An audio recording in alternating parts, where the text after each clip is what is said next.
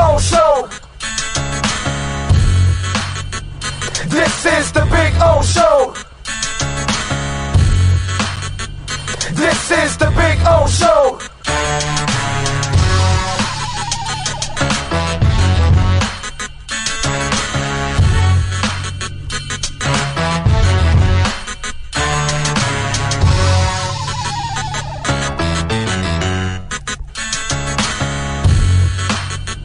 This is the Big O Show. This is the Big O Show.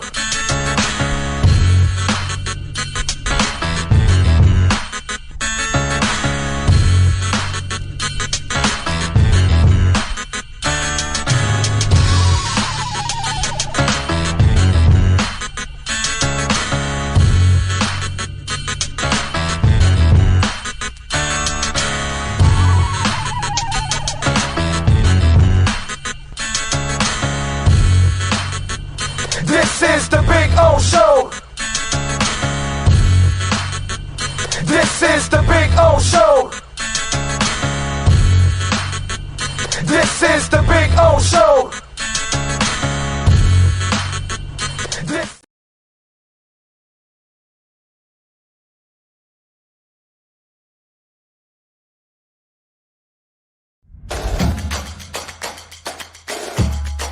Welcome to Caneswear.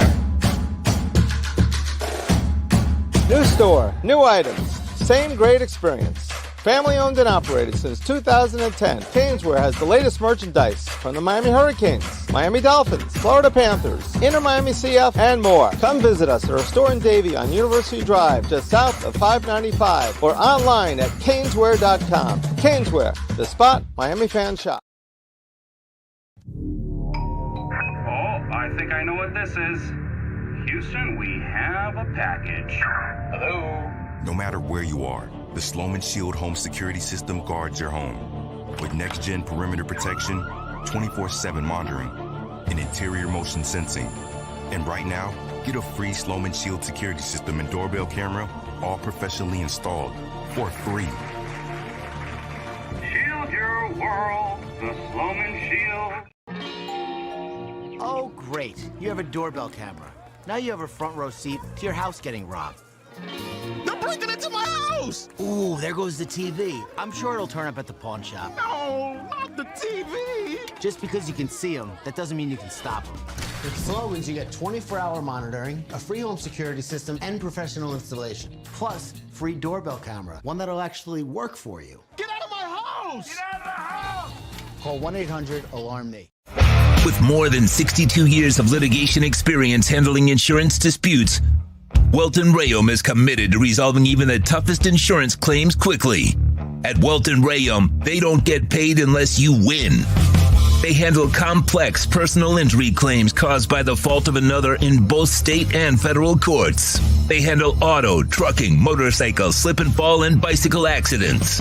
Call 954-966-4646. That's 954-966-4646. Welton Rayum can help.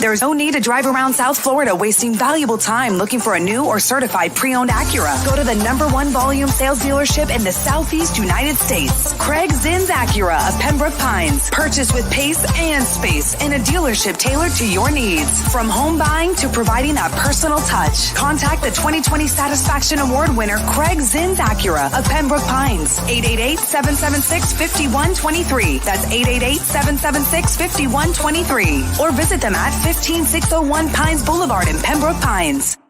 When you move, you need a reliable company led by passionate folks eager to assist its customers during a transitional process that needs to be smooth. Call Essential Moving Experts at 844-368-5750 for all your local and long-distance moving needs. You can rely on Essential Moving Experts. Mention the Big O Radio Show and get $150 off. Family owned and operated. They offer free 30-day storage, full service moving, fully licensed, bonded, and insured. Moving was never so easy. EssentialMovingExperts.com. If you're a Miami sports fan, there's only one store to go to, and that's Canes Wear at Miami Fanwear in Davie. They're your one-stop shop for all your Inter Miami CF, Canes, Dolphins, Panthers, and Marlins merchandise. They have hats, t-shirts, game day jerseys, and so much more. Located at 2655 South University Drive in Davie, and open 24/7 online at caneswear.com or intermiamiwear.com. Call them at 954-835-5597. Canes Wear, the spot where Inter Miami and all Miami sports fans shop. The viewpoints, statements, or beliefs expressed on the following program by the host, guests, or callers are not necessarily the opinions of FantasyXS.com, Media Group, Inc., ownership, management, sponsors, or website. When it comes to South Florida sports teams, very few in the media have witnessed, lived, and covered it like the Big O. Let's start the program dedicated to your favorite South Florida teams with a passion that's unmatched. The Big O Radio Show is on. Here's the Big O. Oh, this is absolutely amazing, disturbing. First of all, give me a thumbs up. Make sure we've got the audio and we're all good and everything's kosher. So I just want to make sure. You know, there we go. Come on. You know, I just saw George Lynch at Piper's Pub in Pompano. People are going, what the hell is he talking about? And I just saw him, right? Is it all good? Okay, I just saw George Lynch. And if anybody knows anything about docking, okay, they got a song that says, just got lucky. And some Frankie Fresco says, Canes got lucky. And you, by putting Canes got lucky, immediately I thought Dockin, I thought George Lynch, which, by the way, he had two very good singers the other day at Piper's Pub, which was very good. And Canes, yes, they got lucky. They overcame some terrible coaching. You know what I mean? I am so grateful that it's not a 3-game losing streak, because in the end, really, that's what we have to be happy about. It is a win. In the end, was it the most impressive 28-20 win? No, it might be the most depressing 28-20 win I have ever seen in my life. And I got to tell you something. And again, I'll say it over and over again, because I'll tell you when I'm right and I'll tell you when I'm wrong. You know what I mean? And Mario Cristobal is trending in the direction of proving me wrong, because I really thought he was the right guy, but their coaching is so bad. They proved that they had no plan for post Tyler Van Dyke if there's an injury or if a defection happened. The Emory Williams kid, and then you coach in such a conservative manner that it's so disturbing, dude. And so Emory then gets on a roll. He hits the touchdown and he throws some other nice passes. Kobe dropped one and all that. And to Kobe's credit, on that other pass, he came back to help out Emory that was short on another one. But still, that's kind of the give and take. And you figure his confidence is up. And, dude, you call, you know, you're in overtime and you got a 126, 128 or something. Your first and 10 from your own 28. You're huddling. You're running the ball. I mean, dude, your quarterback just got on a roll. Feed him. Give him a shot. It just so you see him that he has something there, but then again, the kid is going to be in a shell until he's able to grow out of it. And if you kind of keep him in there, once he hit a couple of shots, come on, dude, feed the monster. They knew that you wanted to run. So you were going to get some one-on-ones down there. You were going to get opportunities. Man, I know, and you ran the ball well. You ran for well over 200 yards. I could look it up right here. They ran for 211 yards. But Jesus, dude, it is his concern, and this is normal Mario Cristobal. This has always been him. He was at Oregon. He was very conservative. There were a lot of times that they were running plays with Herbert. But then again, with Herbert, I always looked at Herbert as a guy that really doesn't play with cojones. You know what I'm saying? But Mario Cristobal does not coach with cojones. For a big, tough guy that he is, like, I know Mario could kick my ass like in 5 seconds, right? You see him, look at him. I mean, you see his arms, they're like, they're the size of my legs. The guy's built like a wall, right? You can never question his toughness, right? Because he's a character person. He's a tough dude. He's a good human being. He has all those qualities you want in a man, right? But as a football coach, brother, there has to be, you got to open it up. You got to take some chances. I get your life is conservative and you play it that way and you carry yourself that way. You can't do that in football. In today's football, you got to score points. You got to take chances. What we watch on Sundays and what we're watching on Saturdays, like, there is no comparison. There is nothing creative about this offense. At the beginning, you know what I was thinking? Maybe you bring in Jakuri and you mix it up a little bit like Woodstock. Some of you are too young for that, but the Dolphins back in the early 80s had some quarterback issues. So Shula didn't really have a stud. He had a really great backup in Don Strock, who probably could have been, maybe a second back half starter in the league. And he was for a short time. Unfortunately, he went way too late for the opportunity to be a starter in his life. He had to go earlier. But they had a running quarterback in David Woodley, and Strock was a better passer. So he kind of used both throughout the year. And he got to the Super Bowl, and we called it Woodstock for David Woodley and Don Strock. So I'm thinking, well, dude, if you're going to be playing this conservative bullshit, then use Jakuri's legs also in this game. Mix it up a little bit. And then in the second half, and then all of a sudden in the fourth quarter, Williams starts hooking up and starts getting in a little groove and gets you back into the game, and then you shut it down in the overtime.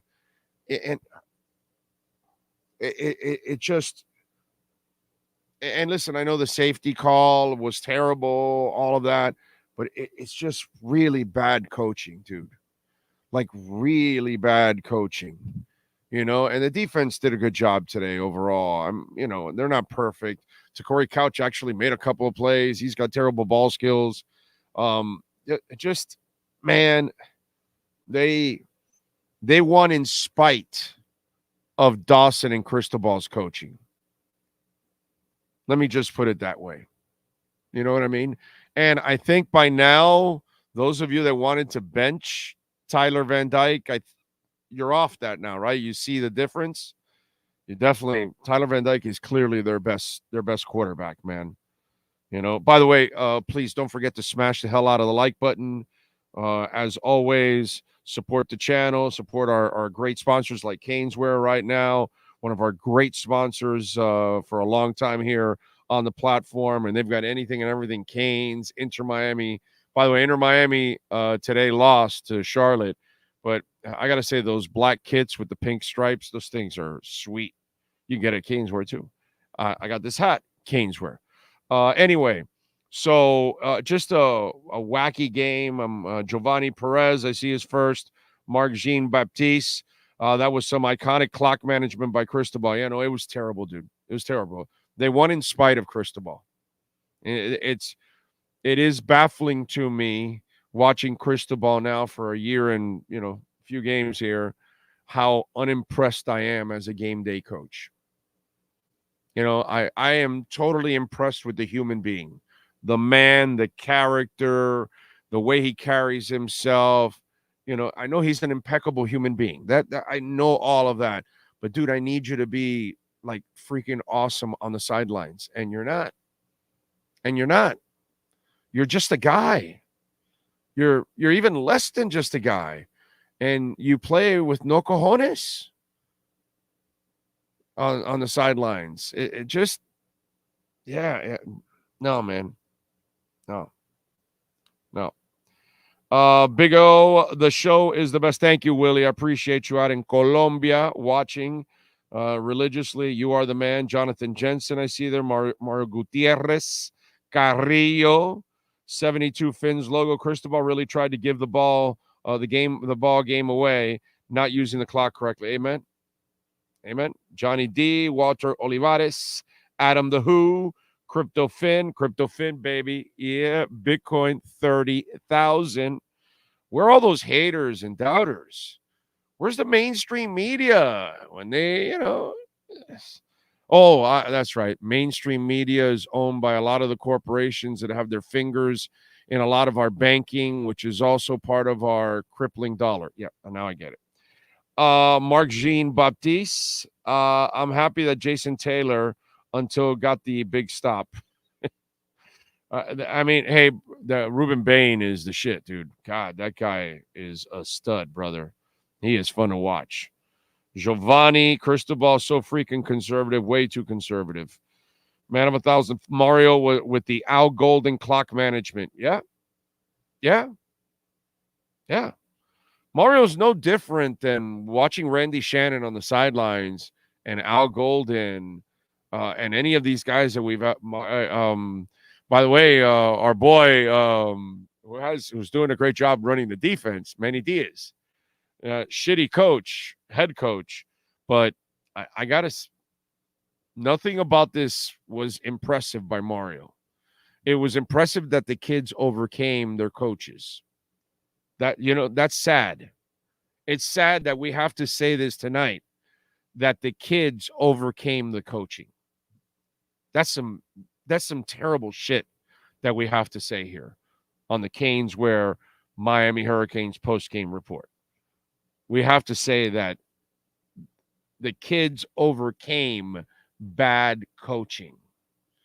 Like, I watch on Sunday the most creative shit in the NFL. This is the NFL. This is the elite of the elite. And this mofo named Mike McDaniel, in his second year, has people copying his shit. Like, he's coming up with stuff, and this game's been around for 100 years, and he's doing shit nobody's ever done. Meanwhile, we got a coach here that wants to run the kind of football that people had fucking leather helmets.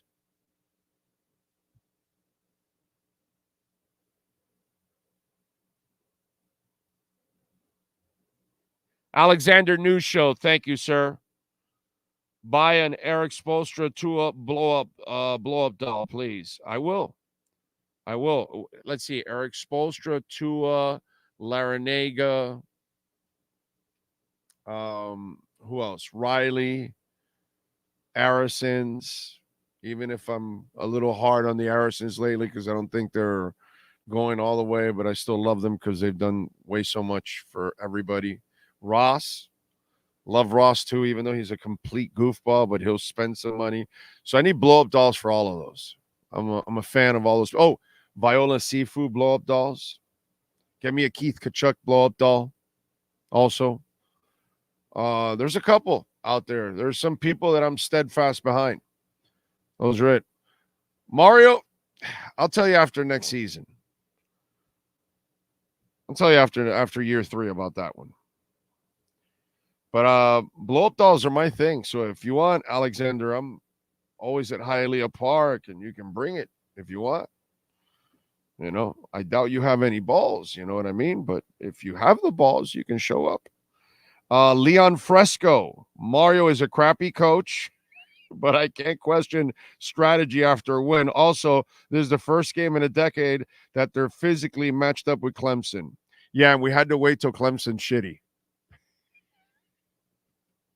We kind of had to wait till Clemson took a couple steps back for us to take kind of a step forward to kind of be in the same level, because really still they wouldn't be there. But the defense, man, the defense played some ball today. They did. We need Dan Lanning. Isn't that funny that Oregon got a better coach after everything? We thought we were bamboozling Oregon because we were bringing back the local boy. And by the way, remember how sometimes I pick on Dolphin fans? For those of you that watch the channel overall, okay, because we're a sports talk show. We do all kinds of shit, okay, and talk show in a way.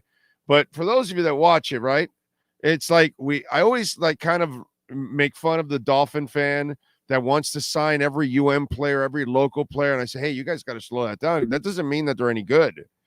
And, you know, the Mario Cristobal, the Manny Diaz, the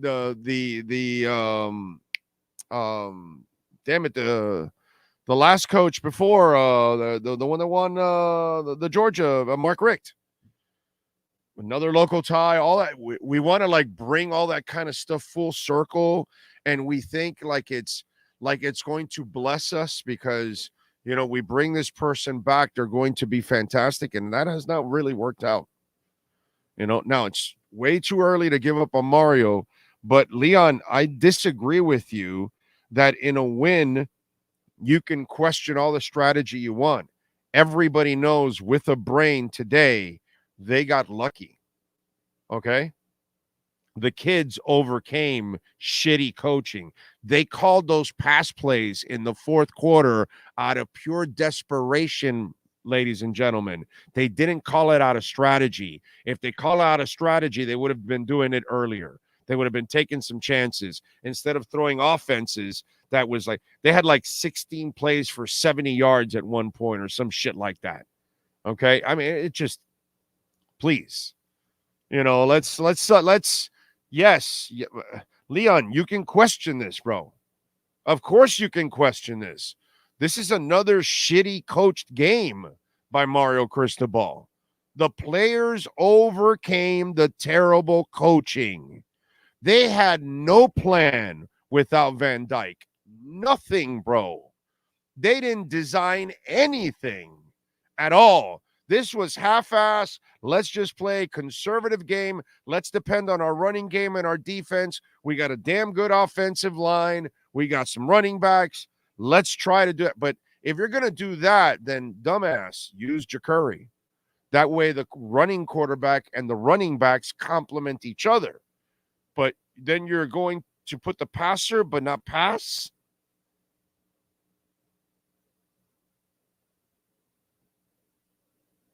What?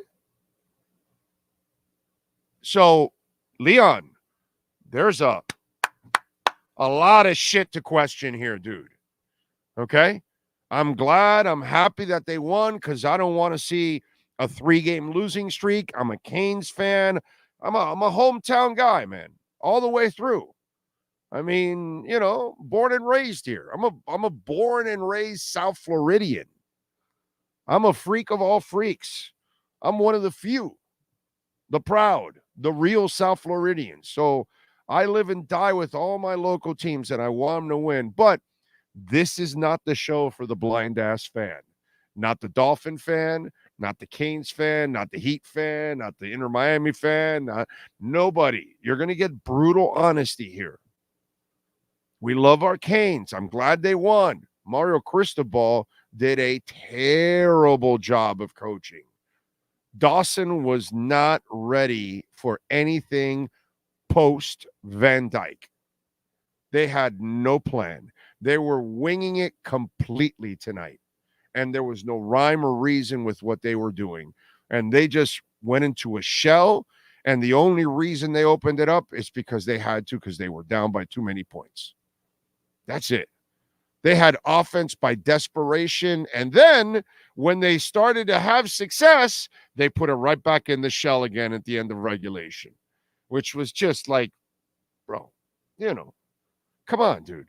This is where you've got to be, in that scene where the what's the name of that porn movie with it's not really, it's about porn, but it's Mark Wahlberg, and he whips it out. That's what this is, the moment where you got to whip it out at the end of the fourth quarter. Hey kid, you hit some, let's go. Let's get on you might end up finding something. Can you imagine if you actually take some shots again and Emory Williams hits it? All of a sudden, now you've got a confident quarterback. Now you put him right back in a shell, because that's where Mario lives. Mario lives in a damn shell. That's how he coaches. He has this old 90s mentality of coaching. Run the ball, defense, Dave Wanstead, we can punt, work our defense. Conservative bullshit that in today's today's game, college, NFL, you better be explosive and you better put some points up. So they overcame the coaching. So you're good, Leon. You're good. By the way, you can make a donation, Cash App or Venmo at Cash Big O Show. That is Cash Big O Show, Cash App or Venmo. And you can make a Bitcoin donation, which, of course, we love that. You are correct. Hey, let's give the kids, not Mario Cristobal, a victory cigar. By the way, Perdomo Cigars has a beautiful lounge at the factory at 5150 Northwest 167th Street. And if you do go, try the 30th anniversary. The new one is amazing. And the Estate Selección. Oh, baby, get a Maduro and you're going to remember me. Make sure you, eat something before you go, because that's a strong cigar, but it tastes so good. So good. Giovanni says Mario looks lost and uninvolved on the sidelines. He doesn't look engaged into the game aside from a cheerleader. Yeah. It's he looks a little frazzled at times in some of these moments. We won't get far with the coaching style. No, we won't. TVD is a complete head case. Emory Williams should start the rest of the year. Well, I would right now. You got to go with TVD, dude. That he's the one that they at least allow to throw the damn ball. George Human, I don't know how it's pronounced. Huaman, I don't know, but he says Emory is our QB. The coaches were holding Williams back. I like him over TVD. Williams at least acts like he cares. I can't hold that. Some players look like that, and it's not really that they don't care. I'm not going to do that to TVD, bro. That's not fair. Emory is my Brad Kaya. Bane will be a 3-and-out. We better enjoy him. Would you stay for a fourth year? Why would you? A guy like that should go to the NFL, bro, not risk anything else. Let's see. Anyone who's impressed by this performance coaching is nothing more than a blind-ass fan. I'm a Mario guy, but, man, he has me questioning his ability. And you are correct, sir. Blind-ass fan alert. Look out, everyone. We've got a blind-ass fan coming through.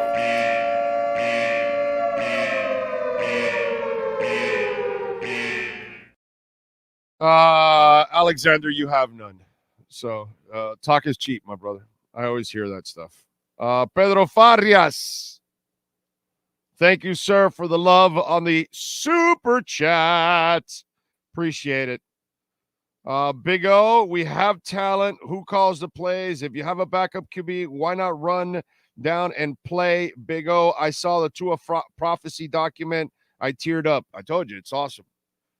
Now my older age, I kind of get a little sensitive about that kind of stuff. But that Tua prophecy video was amazing, bro. Some of the best 50 minutes you will spend watching any TV is watching that Tua special that you can find on YouTube. The link is on my Twitter page. It's on my timeline. You can scroll down. You'll see it there if you want a Big O Show on Twitter. If you want to find it, it's on YouTube. And it is called, let me give you the exact name. Where is it?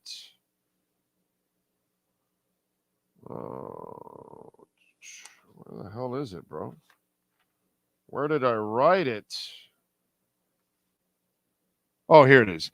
Tua Tagovailoa, a prophecy in the making. You guys need to watch that.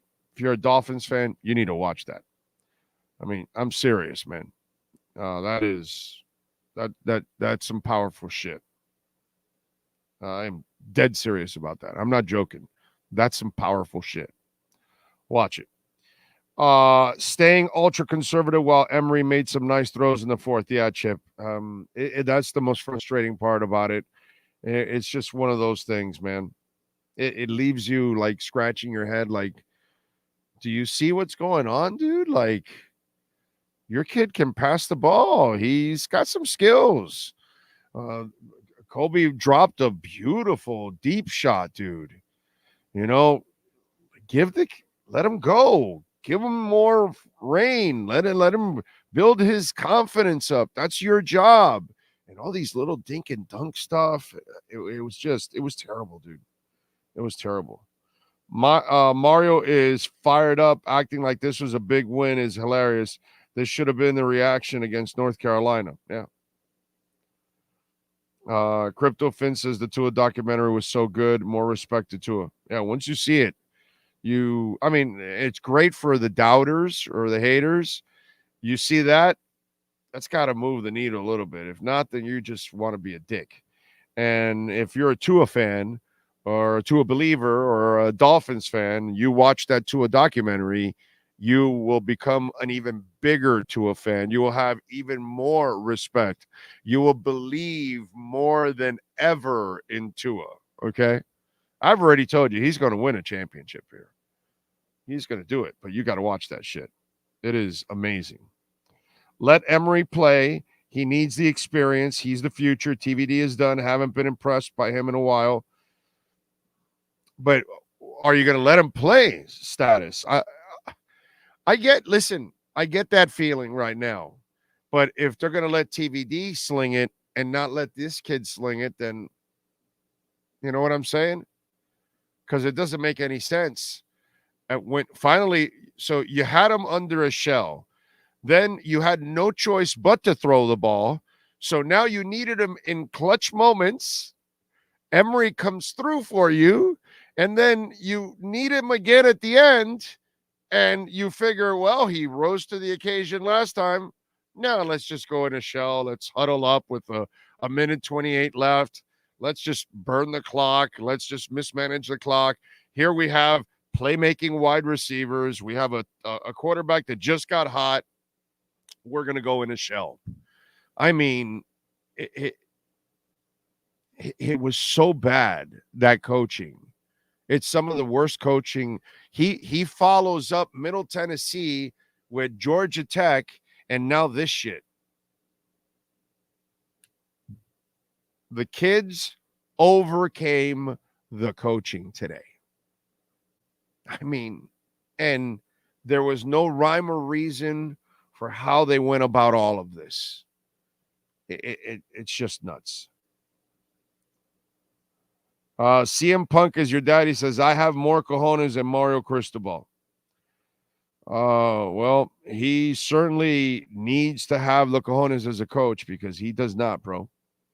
30 screens and 2 passes to the tight ends. Air raid offense.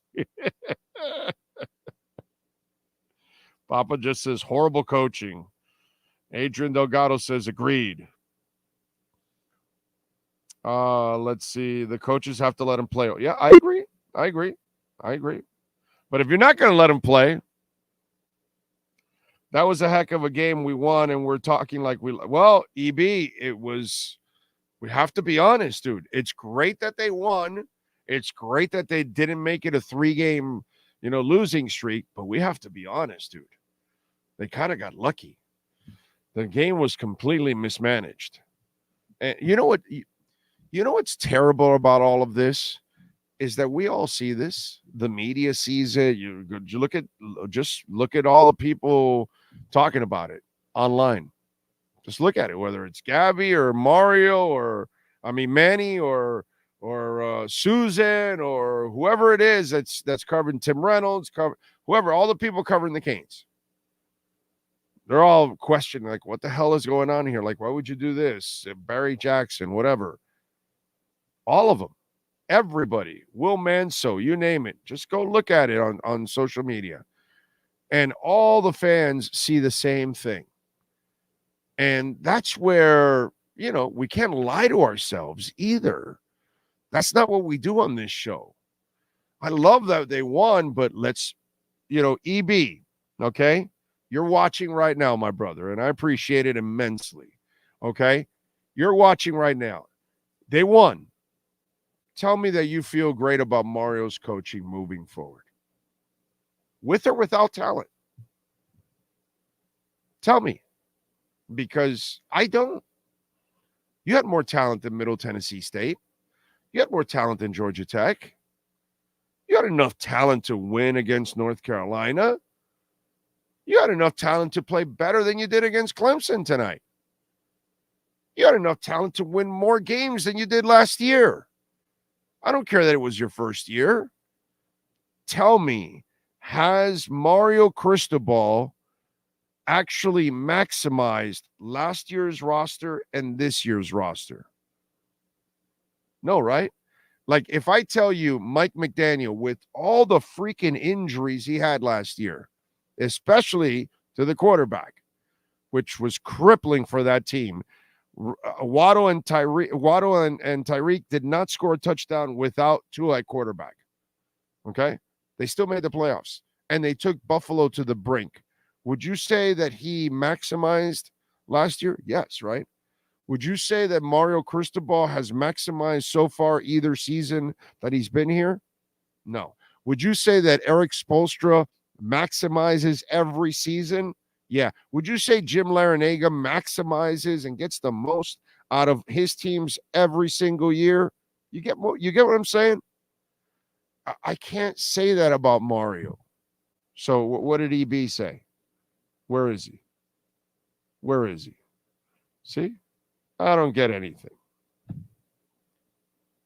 This is not the show for the emotional cripple, the blind-ass fan that cannot actually deal with the reality that there is here. And right now, Mario Cristobal is on double secret probation as a coach. He's not a good coach, not a good game day coach. There we go. Much better players, much better program. First year was rebuilding. Don't put a lot of weight on. I do. I put a weight every coaching game, every opportunity, my brother. I need to see what you have. When Eric Spoelstra was given dog shit, he went 41-41, and in the second half of the season went 31-10 and almost made the playoffs with a bunch of journeymen that Greg Popovich couldn't do the same shit. He was beating like the Warriors in the second half of this, and that's when the Warriors were like the Warriors. I mean, I need to see something special, dude. I need to see you overcome stuff. And I completely disagree. If you think losing to Middle Tennessee State is acceptable with whatever talent you have at the University of Miami, I'm sorry, I disagree with you. That's an embarrassment. What happened 2 weeks ago with Georgia Tech, that's the second worst thing that's ever happened here. Jimmy Johnson's the worst in the Fiesta Bowl, and Mario Cristobal was number 2 against Georgia Tech. That was a disgrace what happened, dude. I'm sorry, I disagree with you, my brother. I think you're not willing to look at the reality of what really is going on here right now. This right now is not a good head coach. I can't call Mario a good game day coach right now. I hope it improves. Maybe he's the kind of guy that needs to just have great talent and hope that the great talent bails his ass out, because he's not going to be the guy that outsmarts the other side and puts them always in a better position. And that's kind of what coaching is all about. So you and I are not going to look at it that way. Year 3. At the end of year 3, we'll see. I'll give him one more year to see where it's at the end of next season. And if it's heading in the right direction, then, but if it's not, then he probably goes on the hot seat for year 4 at one point, because you got to start showing me that you can actually be. He's not a difference maker as a coach. He's a recruiter. He's a disciplinarian. He's a fantastic human being. He's a great man. He's a tough dude. So far as a game day coach, he leaves everything to be desired. He ain't better than anything that we've had here lately, unfortunately. Barry Pitt says, with the game tied and the time running out, why chance a single possession that could result in a turnover? The freaking strategy was on point. They won because of the No, they didn't, Barry. What are you talking about, dude? They fell behind by 10 points because they kept playing conservative. And then they had to throw the ball because they had no choice. It was a desperation offense at that point. They didn't choose to do that throughout the rest of the game, Barry. They didn't play aggressive. They didn't take more chances. And then after they took chances, and that's what got you back into the game, you then went back into a shell, and you got lucky that it worked out for you in overtime. You got lucky you got the penalty so you could get the 2-point conversion. And it also made it a little bit more difficult for them. All these kind of things kind of worked out for them. Don't kid yourselves. There was no strategy, dude. Strategy isn't when you're down by 10. Well, we got no choice now. Let's pass. You think that's strategy? Come on, dude. The strategy is what put them in the hole. Then they went away from their strategy, and oh my God, they tied the game. And then when you have the opportunity to go for the jugular, you don't go for the jugular because you have no balls. What are you talking about strategy, dude? What game are you watching? Please tell me what game you're watching. What we watched was the gang that can't shoot straight is what we watched right now. We watched 3 blind mice. We watched a bunch of dudes that don't know what the hell they're doing, and they just said, well, then let's try this now. Come on, dude. Anyway, the players they overcame the coaching. And there's no doubt about that. The players are the ones that got it. Guys like Bane, I mean, Kobe made a big catch. Allen with some really nice runs. The offensive line blocked their asses off. And Emery, finally, when you gave him an opportunity, he came through. I just wish you'd open it up a little bit more, because that's how you develop people. Okay, the game's on the line, 1:30. Let's go into a shell now. Got lucky, man. Things worked out for you. You played conservative the entire time. You only opened it up because you had no choice. No choice whatsoever. You had to open it up. If not, you were done. So you had to all of a sudden start throwing it downfield. Big O is my neighbor in the Pines, knows it all about Miami sports. That's it. Sheesh, relax, bro. Sorry, Luis. I get it, bro. Listen, we have the emotional cripples out there. We got it a couple weeks ago with the Dolphins. When I said that was a fraudulent performance against the Bills, which it was, and then I get them all bent out of shape. Doesn't mean that I don't like the Dolphins. I don't care. I think that the Dolphins can beat the Bills. I think the Dolphins can win tomorrow night. But you got to go out there and you got to perform in those kind of moments. You can't be lighting up the world, and then when the good teams come, the elite teams, you fold like a cheap tent and lose by 28. And so far, week after week, we see bad coaching by Mario Cristobal. Poor clock management. They're one of the worst in college football in penalties, turnovers. That they make all kinds of mistakes. They're poorly coached. I mean, those are the facts, dude. I can't do anything about it. I'd love for it to be different. I'm glad that they won, but let's not kid ourselves. This was not the kind of win that you're really happy about. That, oh my God, yeah, they're turning the corner and coaching and all that kind of stuff. You got to play conservative at some point with a freshman starter. That will always be the strategy that works in the long run when your defense is making plays. The QB, I don't know, dude. Did you watch Ken Dorsey? They let him throw the ball. I've seen young quarterbacks. I've seen Bernie Kosar. I've seen young quarterbacks come in and actually make plays. I've seen young quarterbacks all around college football. I've seen backups come in and do it. Obviously, I've seen tons of backups stink up the place. I disagree with you on that, dude. That whole thing, that whole freshman, all that. No, man. If you're coaching them up, you have them there. You know, you got to try to do the best you can with him. And when you had no choice but to let him throw the ball, he actually came through for you. That's the part I don't understand. So that's also where your theory doesn't hold water. You fell behind by 10. And you knew that you had no choice. If it wasn't for the defense really did a nice job today, man. Clemson has lost 3 games already compared to the other years. Clemson would be, this is a bad Clemson team. Well, Miami struggled to beat a mediocre Clemson team, and that's all it is. But hey, at least they won. Mario is a great recruiter, but not a great game day coach. Yeah, but Luis, they can't. It's hard to win a national title that way, my brother.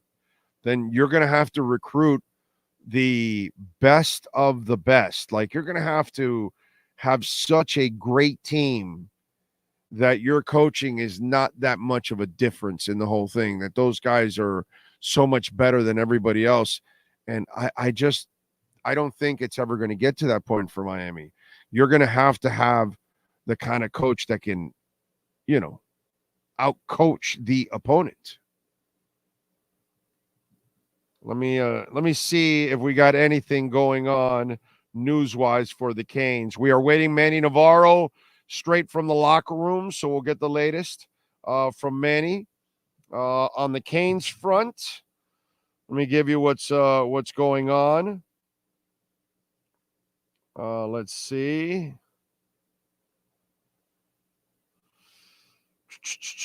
I am not seeing anything. Let's see. Mario Cristobal says he feels good about quarterback Tyler Van Dyke being good to go next week, but we're reserve comment until he sees him in the training room. Cristobal told Suzer Millendegan he wasn't lying to her when he said TVD was good to go on Monday. It just flared up. Cristobal, while they ran late in regulation, they've got a really good pass rush, and we thought that we were controlling the line of scrimmage. The risk-reward side had favored us taking the game into overtime. Yeah, well, it's kind of it's in your DNA. Let's see. What else?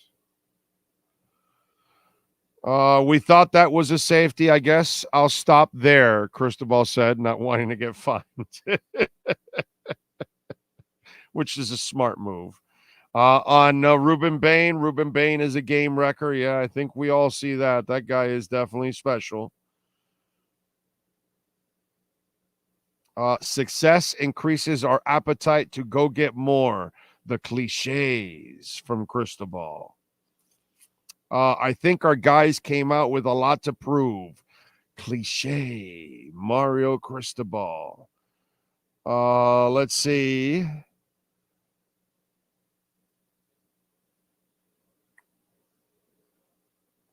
Mario Cristobal, all in all, a lot of good stuff. Some happy guys in that locker room today. Back to work tomorrow. Cliche. Proud of the players, proud of the program. Okay. He's so mechanical. Good dude. to God, he's like a mannequin. All right, so we'll get Manny from the locker room. We'll wait till Manny joins us in the locker room. You got some questions? Fire away. Comments. We will read them here. Let's see. Let's see. Mario got hired to be a head coach. Yeah, and part of being a head coach is putting together a great staff and also being prepared on game days to, kind of get it done. The good thing is they won, okay? They did win, but let's not kid ourselves. It's really easy to just say, well, hey, they won, and then just paint over what really happened in the game and how it developed and where you were in the game and how all of a sudden you had to change your game plan because you weren't good enough to do what you wanted to do, which was stay conservative, short passing game, use the run, all of that. You fell behind by 10. And then all of a sudden you had to change your strategy. So really you weren't controlling the line of scrimmage on both sides of the ball. And then they have a great pass rush. You say that for the end of regulation, but didn't they have that pass rush when you were down by 10? It's, I mean, if you want to believe the child's psychology, then, you go ahead and believe the child's psychology, but, come on, man. Let's go. If Mario is following the Dave Wanstead playbook as a head coach, yeah, kind of. Yep.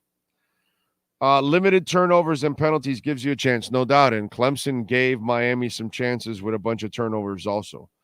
That was good for Miami that they were able to do it. Tyler is a wussy. He would have destroyed Clemson if he didn't focus on the X on the entire game. Your boy Manny is too negative. Had an L picked for the team. Tyler is a wussy. I wouldn't, man. Obviously, he must be injured. I don't know. I wouldn't do that to Tyler. Listen, I'm not a big Tyler Van Dyke fan. If you've listened to the show, I think he's all right. You know what I mean? I don't think he's this great quarterback. And I don't even think he's much in the NFL. If anything, he'll get an opportunity to be a backup somewhere. I don't know. I don't think much of Tyler, but at this level, he's all right. And from what I've seen so far, he's their best. Now, this kid, Emory Williams, I don't know what to think because you don't let him go. You know what I mean? And then sometimes the coaching just doesn't complement players. And that's what I have to say in this situation. I have to say that the players didn't complement the coach. Got to call it like we see it. Prediction for the I already gave it earlier. 29-26 Miami. I know I'm crazy, right? I got faith in the Dolphins, man. They just got to grow up now and take that next step. Tony Zags, watching Mario coach reminds me of Wanstead. All he needs is a mustache. Puck U says correct. Had Miami taken a knee against Georgia Tech, does that make it a good win free of criticism? Nope. Of course not. Of course not. But at least that would have been the logical thing to do, and you didn't do the logical thing, which is, pretty stupid. How the mighty have fallen. We got people in the chat saying, enjoy the win. I saw 4 national championships. Greatest team ever assembled. I don't cheer loser talk. Yeah, this doesn't make it like we're building some kind of a champion here. The coaching that I'm seeing here is not championship level. I see Mike McDaniel. That's championship level, baby. The players, if they can, they've already taken it to good now. If those players can, play to their maximum, maybe they got a shot at being great. But it isn't because the coaches aren't putting them in positions to be successful. You know what I mean? Especially on the offensive side. I know on the defensive side, they have their issues and I got to be fair to Fangio. It's his first year. He's inherited a bunch of guys that probably don't fit his system. So, unlike McDaniel, that he's in his second year, everybody knows his side and all that. But I see coaching there that's making a difference. On this side, yeah, I don't. Frankie says, Luis, stop spamming. He will get to your question. What's he asking? If Mario gave up money and got an elite OC in DC and Miami made the playoffs, would he get your better side? Didn't he already do it? Bro, he already has his money. What are you talking about, Luis? He had an empty checkbook. He effed up and hired the wrong offensive and defensive coordinators last year. Now he replaced both of them. Okay, so he's got an empty checkbook. He screwed up the first go around and they allowed him to make it up again. So this is his call.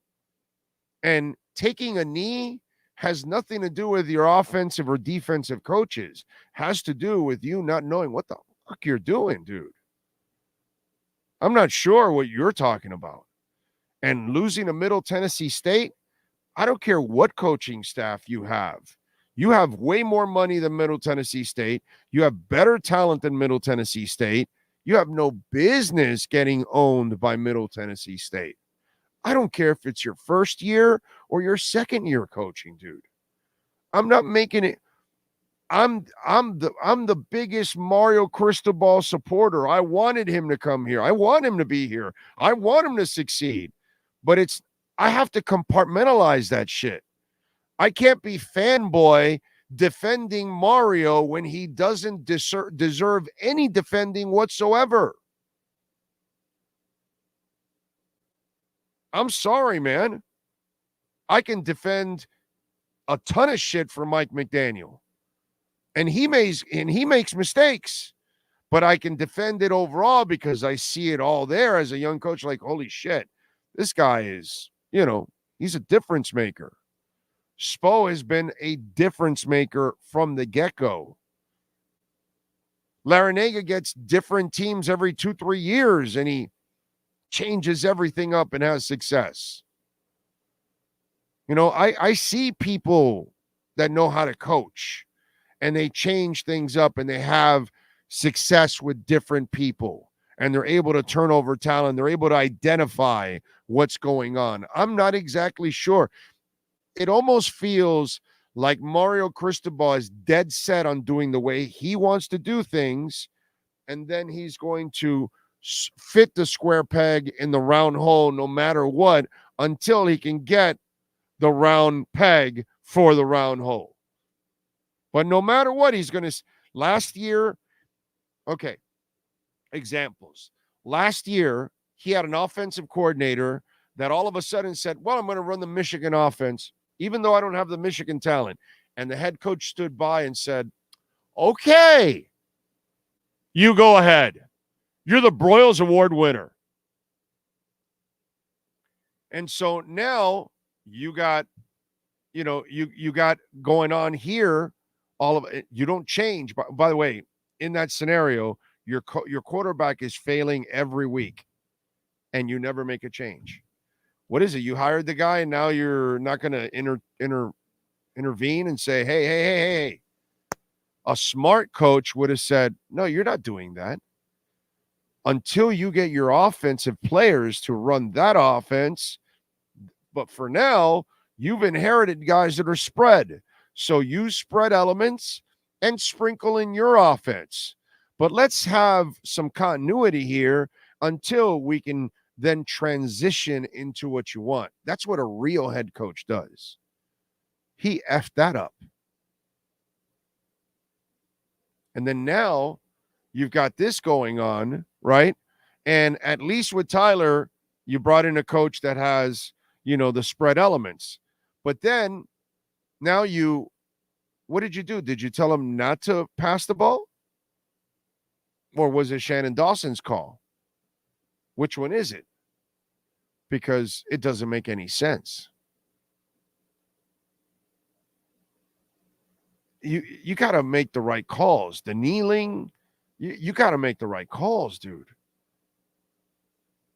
And on game day, it just seems like there's a scatterbrain there. Penalties, turnovers, mistakes. Today they did a good job. Today, nothing, right? I think even on the penalty side, they were pretty good. I think overall. Let me get you the team stats here a second.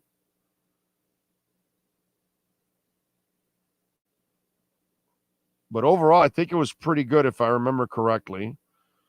Let me get you the exact stats. Penalty wise, well, no, they had 8 for 90, so they still had their share. Still had a little bit more than they should have. They on the turnover side, 3-1, so they did good there, but still too many penalties, 8 for 90. But they're one of the worst in college football. But they dominated possession, 37-22, and yet they really could not produce the offense. He's got to do a better job of coaching. I like the guy a lot.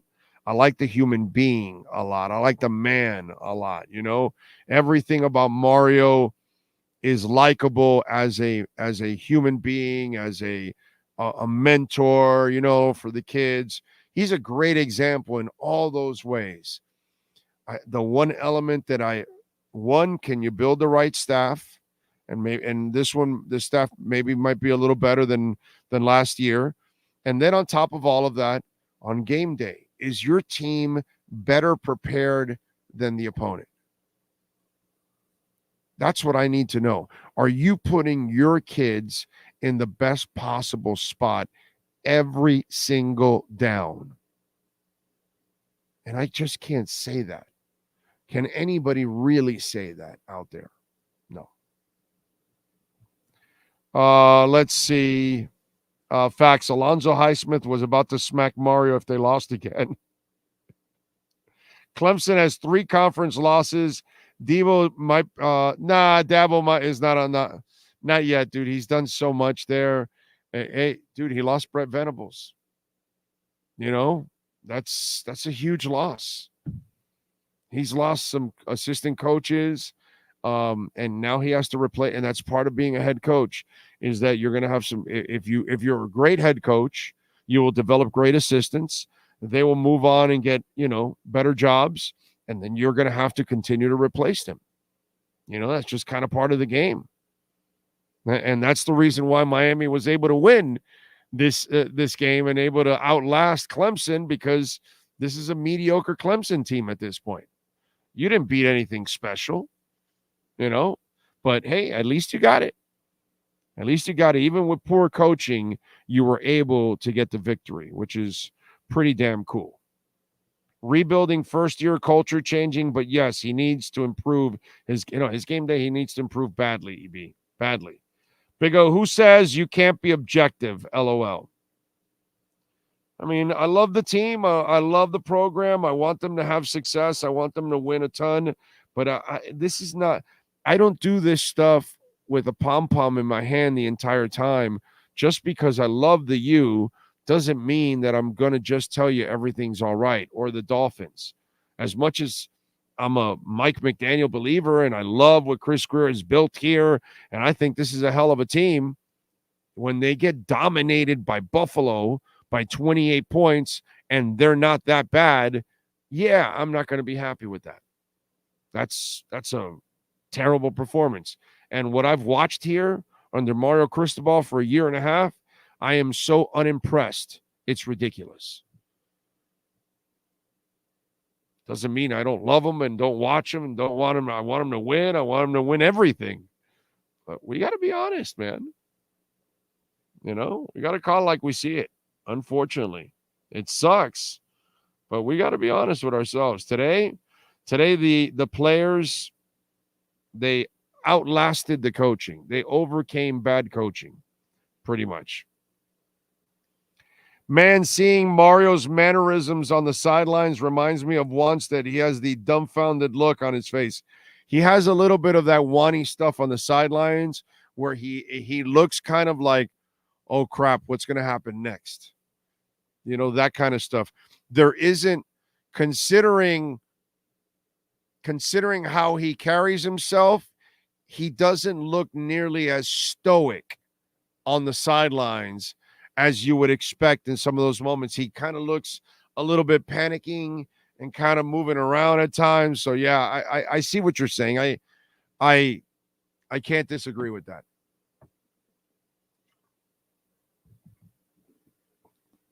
That has been the case. I will say that.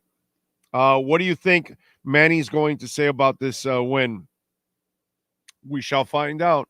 He should be, checking in anytime when he's done. I would imagine once he's done with it. Let's see.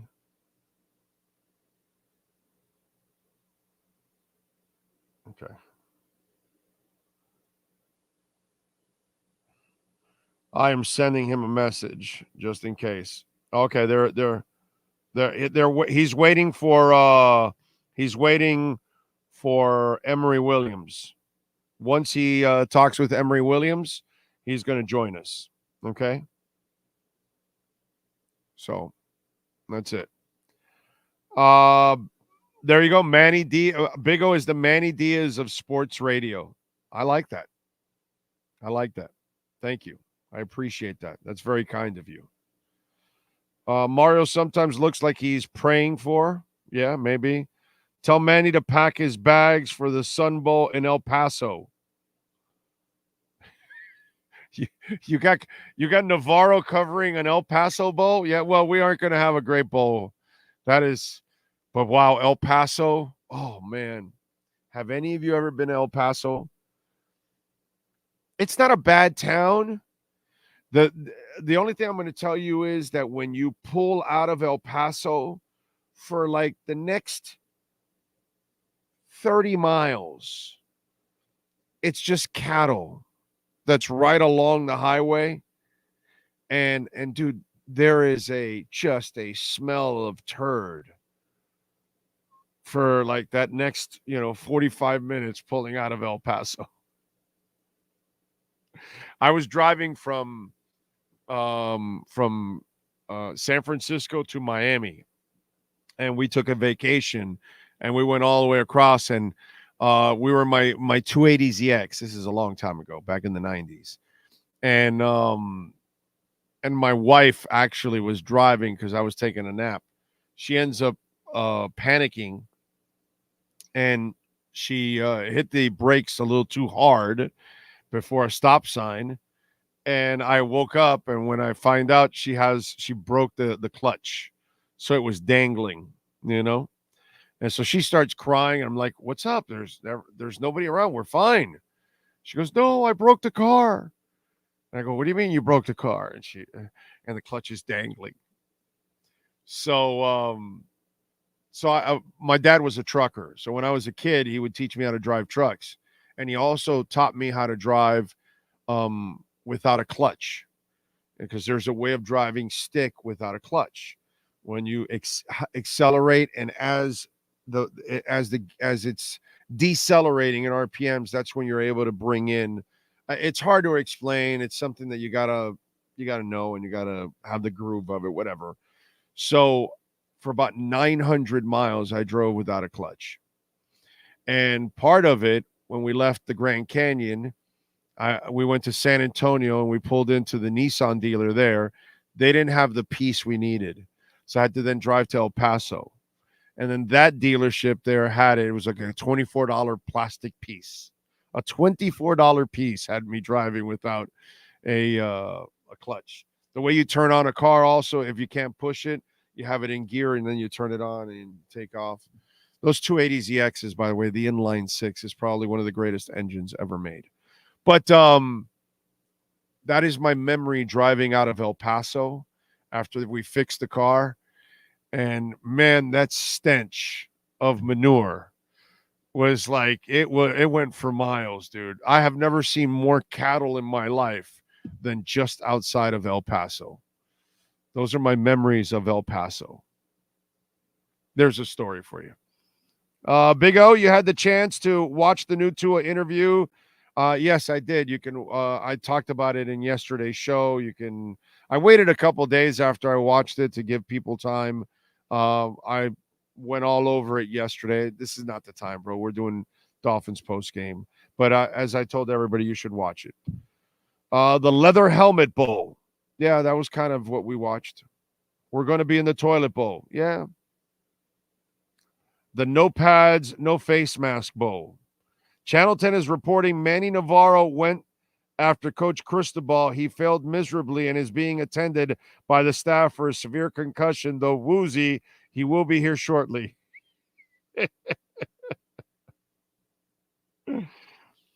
Wanstead had the hands running through his hair when things got tough. What does Mario have? It's not kneeling.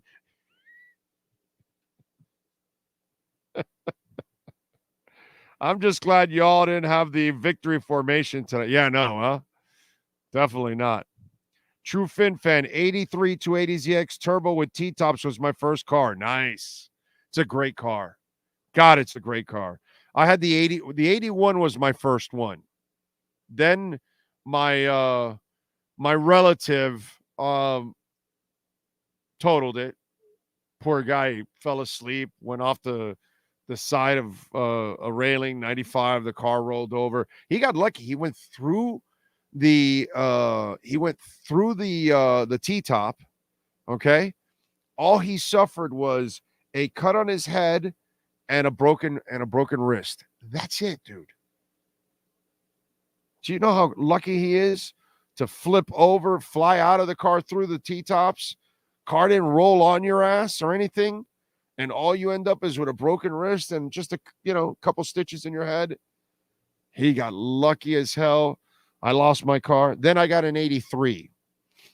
And that's my favorite 280ZX. If you can get an 83, not the 2+2. The 2+2 is ugly. The regular 2-seater. Stick, of course. You got to get it stick. That is badass. That is badass. The turbo one is also really cool. Yeah, that's still a great. That's one of those collector's items. If I had the extra cash, I would have one of those 83s because those things are sweet, man. I have a 2006 350Z, and the VQ engine is awesome. Just got to check the oil. Those 350Zs, man, they look beautiful. God, they look beautiful. Great. The Canes overcame Clemson, kept daring us to throw, and we did not. Only when we had to. Only when it was pure desperation. We got to throw the ball. Go ahead, Emery. Let it fly. Wow. He actually completed some passes. Put him back in a shell. Oh, if you had to compare Mario to a previous coach. Oh, no. The Wanstead comparisons are very good. Very good. He is conservative to a fault like Wanstead. Yes, he's Mr. Run. Punting is your friend. Yes, field goal is your friend. Keep it close is your friend. Yes, he's that. Wanstead is the call. Yeah. He doesn't have the great hair of Dave Wanstead. He doesn't have the fantastic mustache of Dave Wanstead. He actually, I gotta say, Dave Wanstead was more of a human being. Like, I think Mario sometimes is too much of a robot, and like you watch, I keep doing this. You watch Mike McDaniel and he's like a human being. Like, he'll give you, what you're actually looking for. Now, sometimes he'll sell you some, company line stuff like all coaches, but there are times where he's humbling, where he communicates, where he's enlightening. You know what I mean? And Mario's kind of so rigid, dude. He has this force field up all the freaking time, What are you going to do? Really, I thought Butch Davis was better. I mean, if you want to compare him to Butch Davis, okay. All right. Either way, he's not anywhere a good game day coach. That's all I can say. That's for sure. Oh, one more thing. What the hell took them so long to put Chuck Foreman into the Ring of Honor? Like, now's when you're putting Chuck Foreman? Were you waiting for the man to die or something? And then Jimmy and Dennis, like, why aren't those people already in there? They won national titles. Chuck Foreman was an amazing player. Sometimes, Rock and Roll Hall of Fame does this, NFL, basketball, whatever. There are some things that are just obvious. Brother, what are we waiting for? Are we waiting for people to die to make this stupid decision? Like, this is a ridiculous decision that you're putting them now in their Ring of what? Like, Jimmy and Dennis are overdue, but Chuck Foreman?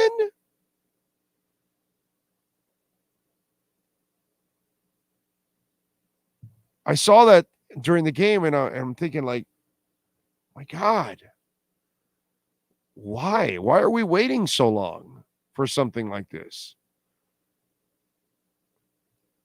So that was odd, dude. It was odd. Jimmy and Dennis should have been there years. Yeah, no, and Chuck Foreman, decades ago, dude. What? That's not something that you're like, well, do you think? It's not even something you think about. Not even something you discuss. Hey, should Dennis Erickson be in the, and I get it that Dennis Erickson's, like, he had 2 tenures. He had the first part of his tenure that Jimmy left him a loaded, teams. So he won two titles in his first 3 years. And then after his players took over, it was a disaster. So Dennis Erickson wouldn't have won shit if it was really only up to him. And he wouldn't. But the fact is, Jimmy left him with a ton of talent. And he was able to recruit a couple guys, but he added something, but along the way, it was mostly Jimmy's base that helped him win those titles. And then once his players completely took over, it was a disaster. Every bowl game was an embarrassment under Dennis Erickson on the back end. Now, he has to go in because he won the titles. Jimmy, he still has the worst coaching decision ever, worse than Mario's, which was for 4 quarters against in the Fiesta Bowl against Penn State, continuing to allow Vinny Testaverde to pass. No dumber coaching ever than that. But he won the title. And he had a bunch of really good teams. He needs to be in there. Chuck Foreman was a great player.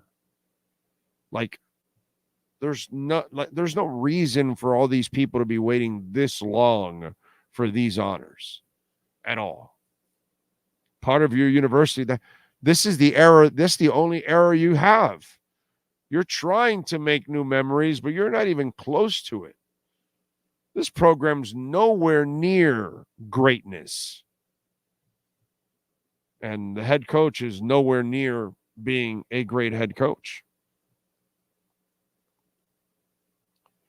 Big O is preaching right now. Listen, so some of you young bucks learned something. Sugar Bowl against Alabama. Remember that debacle? Yeah, dude. I still feel bad for Lamar Thomas. George Teague stealing the ball from his ass. Curry and Copeland, the defensive ends, were terrorizing. I was there at that game. I went. My wife was my girlfriend then, and we drove up to New Orleans for that game. Yep. That wasn't a fun weekend. That was God. I got to tell you, that was a terrible, terrible, terrible, terrible, terrible drive up there and deal with that. Oh man, that was tough. All right, we are ready. Manny is ready. Let's get to our Caneswear Miami Hurricanes post-game report, and all I got to do now is find the stinking open, and then we can actually do it. And where the hell is it? Damn it. See, that's the thing. When you don't have Sean here, bro, it is a complete different mess. And I should have had it like locked and loaded because this is the only one that we're doing. And now I got to try to find it, which is so terrible. I think I found it. Is that the one? No, that's not it.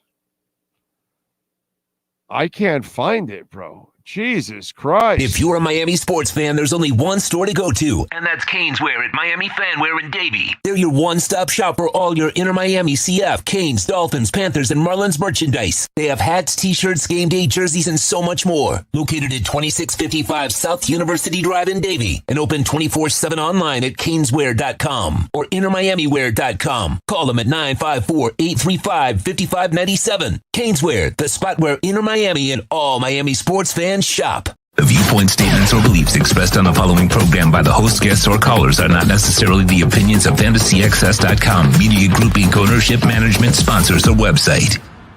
If you're a Miami sports fan, there's only one store to go to, and that's Canes Wear at Miami Fanwear in Davie. They're your one-stop shop for all your Inter Miami CF, Canes, Dolphins, Panthers, and Marlins merchandise. They have hats, t-shirts, game day jerseys, and so much more. Located at 2655 South University Drive in Davie, and open 24/7 online at caneswear.com or intermiamiwear.com. Call them at 954-835-5597. Canes Wear, the spot where Inter Miami and all Miami sports fans shop. Time for Canes fans to get what they want. Information, insight, and perspective. It's the Canes Wear Miami Hurricanes Report with Manny Navarro, exclusively on a Big O radio show. Here's Big O and insider Manny Navarro. Friday, Manny. Oh, wait a minute. Again, it's the wrong person running the show, so this is what happens. All it's right, all good, buddy. brother. So walk me through this because it's so frustrating. So you keep the kid in a shell. You run this offense that is getting no yards, no nothing. You fall behind by 10. Then all of a sudden you say, well, we've got no choice now. Let's let him pass. He actually completes some really nice passes. And then he gets you to the point where you're tied. And then you've got a minute and 28 seconds left. You go back into a shell again. And you don't give yourself an opportunity to put them out. It's just the decision-making, the clock management. I know they won, and I'm super happy that they won, that it's not a 3-game losing streak, but it's just one of those unsatisfying things to watch. You know what I'm saying? Yeah, I mean, this is what a lot of the Oregon writers and fans were telling me when Miami hired Mario. They said, get ready to be really frustrated on game day. The guy's an unbelievable recruiter. He's going to build you a really good roster, but be prepared for some really frustrating moments in terms of clock management, in terms of just play calling, strategy. And, basically Mario admitted that at the end of the game, he was afraid about giving up a sack fumble, even though his offensive line, I don't think, gave up a sack tonight. So he played ultra conservative after he had finally let his quarterback loose. And I thought it was a mistake. You had 40 seconds to go, and you huddle and you run the ball twice instead of trying to take a shot to set up a field goal and win the game in regulation. He's fortunate that he won tonight's game, because had they lost, that's all we would be talking about right now, which is 2 goofs with clock management in 3 games. Yeah, dude. You can't tell me that you were worried about their pass rush, that when you were down by 10 and then you opened it up, which, by the way, down by 10, guess what? They know you're actually now going to open it up and not run the ball. And so now your offensive line, which, by the way, I just checked, 0 sacks. Yeah. So what pass rush are you worried about? Why do you play scared? Why do you coach scared? And that's my problem, that even when you do get talent, brother, you're still going to have to outcoach the person on the other side. And when you end up playing the elite teams, like right now, you're playing a Clemson team that's way down, bro. You're not even playing a good Clemson team. And, you barely got by them. Even if you have great talent, I don't know if you're going to be out coaching the other side, brother, after what I've watched for a year and a half now. Yeah, it's really concerning. And again, I think you're 100% accurate. I think we're not out of the woods. I think there's going to be more moments like this as long as he's the coach of this program. You just hope that at some point or another it clicks for him and that he's got more than enough talent where you're not in games that are late, down to the fourth quarter battles and you need, miracle finishes. And I think it certainly puts things into perspective because, like, think about how many coaches have done a great job recruiting at this school and weren't able to win national titles because they would lose, close games and so forth and the big important ones. And that's going to be inevitable. Every year you're going to have, an unbeaten Florida State to beat or an unbeaten Clemson or somebody's going to be on top of it in your conference. And in order to make the 12-team playoff, you got to have the confidence that your coaching staff knows what to do. And until we get to that point, I think this program sort of has a top to it, right? A ceiling that it may not be able to eclipse. That said, tonight's win was huge. I think really for all the other reasons, which is accumulating talent, right? Keeping that recruiting class together, being able to impress recruits and say, okay, not only did we beat Texas A&M, but we finally got the monkey off our back against Clemson that we hadn't beaten in 13 years. So, they're 5-2. They should be 6-1. We talked about that ad nauseum last week. And they still have a chance to get to the ACC championship game after some upsets tonight. So we will see what happens going forward. But for right now, big win for Mario. And the good news is he's not sitting here having to discuss his clock management because he's got another game to play next week, and they won this game. Oh, well, he still has to handle the clock management criticism because it's pretty shitty on his part. What'd you think of the handling of Emory, where they kind of kept him in a shell and then they only let him through when they had no choice, down by 10, and then they put him kind of back in a shell again? Scared game plan. You hit it on the head. That's what it was. It was coaching scared. And, I think that ultimately as a coach, you need to give your team the best chance to win. Emory had all week where he was running with the first team offense. This wasn't some surprise to them. They prepared him all week. And to run an offense, Miami came in leading the league in yards per pass play. And you saw the first three quarters. I mean, everything was a wide receiver screen or a dink and a dunk and nothing really up the field. And it was wrong. They needed to trust him more, give him some opportunities to throw the ball deep. Yes, he threw an interception, but that interception to me wasn't his fault. I thought it was Jacoby George who sort of broke off the route on that pass play. So, to me, I look at this performance and I say, man, how good could Emory Williams really be maybe down the road once he's got more confidence from the coordinator and the head coach in him, right, to do the job. And I thought the other thing was, look, that 15-play, 75-yard drive that took 9 minutes, they pounded the crap out of Clemson running the football. Yeah. Why not come out with that game plan from Jump Street instead of waiting till the end of the third quarter, beginning of the fourth quarter to go to it? When your offensive line clearly I got something for you. I got something for you. If you're going to play this freaking bullshit game plan of yours, bro, then use Jacurri. Because a running quarterback with running backs and an offensive line, we see it all over the NFL and in college. That's a better complementary thing. But if you're not going to use Emory to pass, well, then bring in Jacurri and then keep the defense guessing, on who's going to run it, Jacurri or the running back. If that's going to be your offense, do a little Woodstock. Then play both guys in that first half, see if one of them gets in a groove, and then ride that guy and then keep going.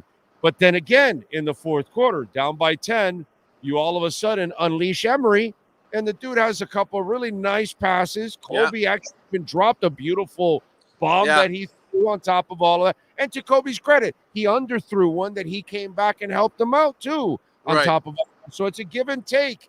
But, dude, I don't know what to think. Because, there's too much inconsistency from the coaching staff. That's my problem. There's no doubt. And again, I don't know when that happens. I don't know that they get it right this year. I don't know that they get it right next year. I don't know that 2 years from now we're still not talking about this because Mario is Mario and he's going to want to win the game ugly. He mucks it up no matter who the opponent is. I mean, just look at every game that they've been in. It's been nip and tuck, except for the first two, Miami of Ohio and Bethune-Cookman, two teams that shouldn't stay on the field with you. So every other game has been close. I'm willing to bet next week against Virginia it's going to be close, and it shouldn't be, right? Because you look at this offensive line, you say, if you can dominate the line of scrimmage like that, and you've got a good set of backs, which clearly these guys aren't bad, right? They're good enough to get the job done against a good Clemson team. Why aren't you doing this every week? Pound the rock, brother. If you don't trust Tyler to throw it, right, because he's thrown a couple of interceptions and he's banged up. If you don't trust Emery to throw it because he's a freshman, if you're not even putting Jakari Brown in the game, then run the ball. Create some packages where you make yourself more diverse. And so I agree on all those fronts. And I don't know that they'll do that. I just think, this is who Mario is. And I think if you're a Miami fan, buckle up because this is going to be a bumpy ride. Yeah, no, I'm with you. Tyler Van Dyke, what's his status? He says that he's going to play next week. But you got people that want to say, hey, let's ride with Emery. I'm done with Tyler. What do you think about that? Yeah, I think Miami's a better team with Tyler Van Dyke right now. Emery Williams might be a better quarterback in a year or two when he's got more confidence. I don't know if you saw Emery's interview. Very young, sweet young man, 18 years old, though. And it's really hard to put a kid like that in that situation. And it's clear the coaching staff didn't have the confidence in him to run a regular offense. They ran a very conservative offense. So to me, you have to get Tyler healthy and have him come back. I spoke to someone earlier today who said that they thought he would be back for practice. Mario said that as well now in the post game. They thought he'd be back next week to practice, and that the injury essentially was just, the bumps and bruises flared up. The swelling didn't go down, and one of those kind of deals. And he got hit hard. I mean, go back and look at that North Carolina game. Running out of bounds, takes a helmet to the knee. He gets hit, in the chest with a tackle on a touchdown pass. I mean, his ribs. I mean, he's banged and bruised, and that's what happens to quarterbacks, right? And you need some time to recover. And look, in the end, they managed to beat Clemson without him. So what does that say, right? What does that say about Miami's quarterback position when clearly I think we all agree, and I wrote this in my midseason report for The Athletic this week, the strength of this team is the offensive line, and Mario built that. And I think you got to win with your offensive line, and if that means running the ball 60 to 70% of the time, then do it. Just win the game and don't put yourself in these situations where you're down 17-7 in the fourth quarter and you're worried and nervous about what's going to happen. And so hopefully the coaching staff makes some adjustments and just plays behind this offensive line because those guys are pretty sensational. Why don't we just bring the Johnson guy that left Georgia Tech and just have him run? Yeah, listen, whatever it takes, man, to win games and to get out of this ACC hellhole this program has been in since they joined the conference 20 years ago. It'd be nice to see this team win 9 games this year, go to a big bowl game. If they can sneak into the ACC championship game, even better. But the things have to change around here. It's been too long of frustrating losses, and I'm just glad for Miami fans that tonight they found a way to win this game because it would have been terrible, bro. It would have really stung. I think for this fan base, and you would have seen a huge loss in interest after this week had they lost this game. And now they, 5-2, 1-2 in the conference. We'll see what happens going forward. Yeah, Virginia just beat North Carolina 31-27, and now you play Virginia next week. Yeah, they've won 2 in a row. They're red hot, 2-5. Hey, listen, that's the ACC, brother. I mean, this conference, for whatever reason, it's just every year somebody ends up beating somebody else that they shouldn't. And, the only team that's taking care of business clearly is Florida State. And Miami still gets to play those guys at the end of, towards the end of the season in November. So they're not in class, bro. They're not in their class. No, they're not. They're not. But I will tell you this, though.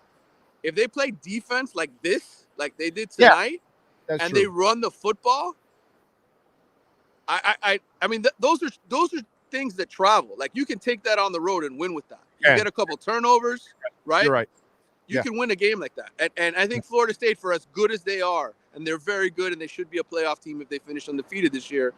I think they're a team that's not unbeatable, right? I think a team with the right kind of game plan could go in there. Miami's still healthy. They still got bodies standing for that November 11th game, and they can get to Jordan Travis and put some pressure on him. and then control the ball and play smart football, not error football like they did with the 9 turnovers in 2 games. Yeah, and the penalties, bro. There's still too many penalties. They're one of the worst in all of college football. Absolutely. And the penalties are they're in the hundreds, right? Aren't they like in the back end of football? They're always back there. I think they average close to 8 penalties a game and close to 100 yards, whatever it is. But listen, those are all things that they have to fix. But look, year 2 feels a lot better to be 5-2 right now than 4-3. I got to tell you, Ruben Bane gives me that Ray Lewis feel. Yeah, he's not your typical freshman. Right, you watch Ray Lewis, you knew like, oh man, they got a bad mother effer on the. And you watch Ruben Bane, and I'm not telling you he's going to be Ray Lewis. Relax out there. I'm just saying that he just stands out like Ray Lewis, like he stands out like some of the great Canes of the past. And like you say, that dude's got an edge, bro. That dude's a badass right there. He brings it, bro. God, I love him, man. He's really what you need in terms of setting the example of a homegrown player, a great homegrown player to stay home and be a part of this program. I think him and James Williams said some really good things in the press conference in terms of, hey, this was awesome to win at home, to win in front of my family and all that. All the things that you need to have recruits here so that they buy in as well. And so for Mario, I think that was really important to have both of those guys play well in this game and do enough to help them win and play key roles. What'd you hear about the recruits? What feeling you getting? Because obviously a bunch of them were there. They didn't watch a great performance. No, but I think, it's one of those things that, again, like the 25 class, there's a report out there, Armando Blunt, who's a 5-star defensive lineman from Miami Central, is supposedly going to flip to Florida State. I don't know if he's done it yet or not. I haven't seen that whole thing, and that's going to sting. But I think ultimately you need to stack these kind of wins together to impress recruits. Like beating Texas A&M at home, that was impressive, right? You beat your first SEC school in 10 years. Now you beat a team that's won 7 of the last ACC championships you hadn't been able to even stay on the field with. You come back from 17-7. So Mario it's like proof of concept, right? Hey guys, look who shined in our win tonight. It was Ruben Bane. He was our best defensive player. You can come in as a true freshman and make an impact. So those are things that now Mario can take, he can sell it, and there's proof of concept of what it is that he's able to do when he gets really talented players to come play for him. What do you got going in the Athletic, my man, so folks can check you out? Yeah, we'll have a column tomorrow off of this win. I think to me, what I think about the takeaway of this game, it's the physicality, right? Like Mario wanted to upgrade the physicality, and tonight was proof. Clemson isn't Clemson of years past, but they still got some really good players, I think, on the defensive line. And the fact that the offensive line mauled them. You think back to last year's game, 40-10 loss up in Death Valley, and how they just got their ass whooped in that game physically. To flip the script completely and take it to Clemson the way they did over the last quarter and a half and then in overtime speaks to maybe this is the kind of team Miami can be again. Maybe they can be a team that kicks your ass up front and wins games because they are the bigger, stronger, faster team. I think tonight was the first real example we have, real proof that Mario's push to make this a physical football team exists. Yeah, no, there's no doubt. This is the best they've been at both lines of scrimmage in a long, long time. There's no doubt about that. They are definitely improving. Virginia next week is 3:30, folks. Okay, so, time set, good. I'm gonna be up in Jacksonville for the Georgia-Florida game next week, so I'll be watching from up there. I got put on assignment. The Athletic, hey, we need you to go to Jacksonville, so I can't tell them no. They're the guys who signed my checks, but I will be watching the game from the press box up there. Isn't that the largest cocktail party? It is. Oh, it is the largest cocktail party. Hopefully, I'll get a few cocktails. Sometime before kickoff or after kickoff. AC/DC would say, "Have a drink on me." That's right, brother. Safe travels, my brother. We will catch up next week. You be good. And we'll catch up on Tuesday, anyways. But we'll catch up also on the road. Appreciate you. No problem, man. Talk soon. You got See it. ya. Welcome to Caneswear. New store, new items, same great experience. Family owned and operated since 2010, Caneswear has the latest merchandise from the Miami Hurricanes, Miami Dolphins, Florida Panthers, Inter Miami CF, and more. Come visit us at our store in Davie on University Drive, just south of 595, or online at caneswear.com. Caneswear, the spot Miami fans shop. There you go. And don't forget, use our code BIG010, caneswear.com, or if you go in person, use our code BIG010, and you will get 10% off. And remember, at Caneswear, if you go at caneswear.com, you order over $99, you will get free shipping. So you get the free shipping over $99. Use my code BIG010. You will get 10% off. Savings everywhere, folks. Okay? And don't forget also the baptisthealth.net/ortho. Yes, sir. Proud sponsor of our program. Baptist Health is the official sports medicine provider for the Miami Heat, Miami Dolphins, Florida Panthers, Inter Miami, CF, FIU, FAU, University of Miami, Orange Bowl, Miami-Dade County Public Schools, Miami Open Tennis, Miami Marathon, all that good stuff, folks. And make sure you visit our friends at baptisthealth.net/ortho. All right. What do we got here? How about Duke? They gave FSU a hard time until they folded in the fourth. Yep. But close only counts in hand grenades and horseshoes, my brother. So that's the problem. You got to get it done.